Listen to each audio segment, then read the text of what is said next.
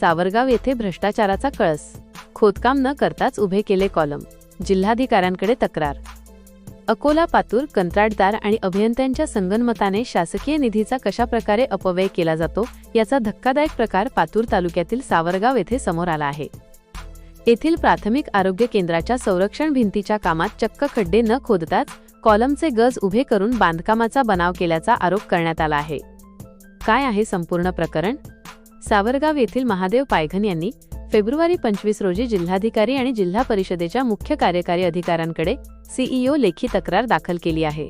तक्रारीनुसार प्राथमिक आरोग्य केंद्राच्या संरक्षण भिंतीचे काम सध्या सुरू आहे। नियमानुसार या भिंतीच्या मजबूतीसाठी खोलवर खोदकाम करून कॉलम भरणे आवश्यक होते, मात्र प्रत्यक्षात बनावट कॉलम, अनेक ठिकाणी खोदकाम न करताच केवळ जमिनीवर गज उभे करून कॉलमचा बनाव करण्यात आला आहे। अपूर्ण खोली, काही कॉलमसाठी केवळ 2 ते 3 फुटांपर्यंतच खोदकाम उरकून कामाचा फार्स करण्यात आला आहे। निकृष्ट दर्जा, बांधकामात अत्यंत हलक्या प्रतीचे साहित्य वापरले जात असून कंत्राटदार आणि संबंधित अभियंता यांच्यात मिलीभगत असल्याचा आरोप पायघन यांनी केला आहे। जीविताला धोका आणि निधीची लूट, तक्रारदाराच्या मते हे काम अशाच प्रकारे सुरू राहिल्यास भविष्यात ही भिंत कोसळून मोठी दुर्घटना घडू शकते।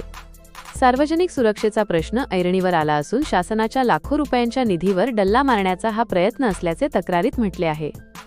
या प्रकरणाची उच्चस्तरीय समितीमार्फत मोका पाहणी करण्यात यावी आणि दोषी कंत्राटदार व अधिकाऱ्यांवर कठोर कारवाई करण्यात यावी अशी मागणी महादेव पायघन यांनी केली आहे। अकोला जिल्ह्यातील अशाच ताज्या आणि सडेतोड घडामोडी पाहण्यासाठी आमच्या चॅनलला आजच सबस्क्राईब करा।